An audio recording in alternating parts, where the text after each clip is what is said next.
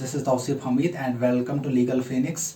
तो इस जो ये वाला लेक्चर है इसमें हम बात करेंगे टाइप्स ऑफ ऑफ़र की कि ऑफ़र के कितने टाइप्स है। आपको पता है लास्ट वाला वीडियो जो है उसमें हमने बात की थी ऑफ़र की essential ingredients of the offer, जो पार्ट थर्ड है। अगर वो वीडियो आप में से किसी ने नहीं देखा है तो आप जो डिस्क्रिप्शन में वीडियो की लिंक दी हुई है पार्ट थर्ड की, आप जाके वो देख लीजिए।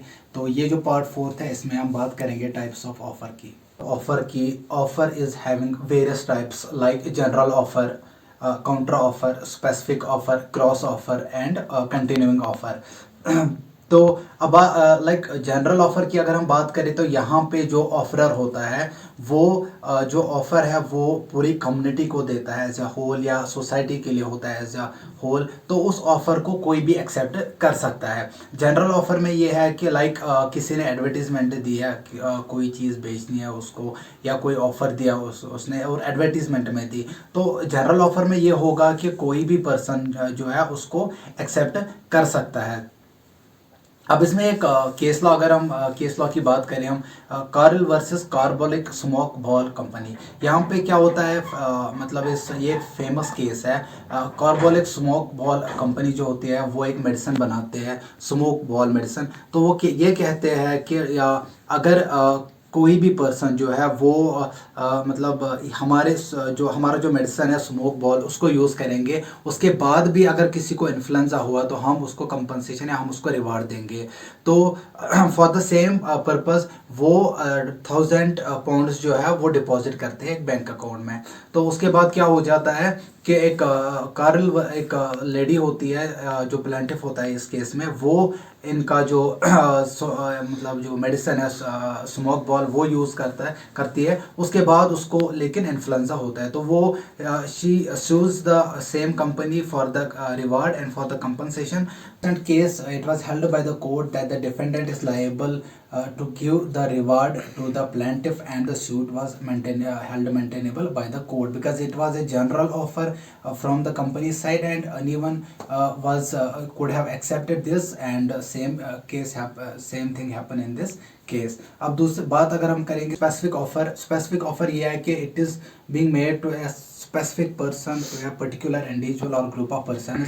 तो इस ऑफर को खाली वही पर्सन, पर्टिकुलर पर्सन या ग्रुप ऑफ इंडिविजुअल जो है एक्सेप्ट कर सकते हैं जिनको ये ऑफर किया गया होता है। क्रॉस ऑफर जो तीसरा टाइप है इसमें यह है कि जब दो पार्टीज एक्सचेंज करते हैं identical offers, same offers in ignorance at the time of each others offer, that offer is called as cross offer। इसको हम एक illustration के थ्रू समझेंगे। For example A offers to sell his house through a letter to B, लेकिन at the same point of a time B also makes similar offer to A that B wants to purchase his house, that is A's house.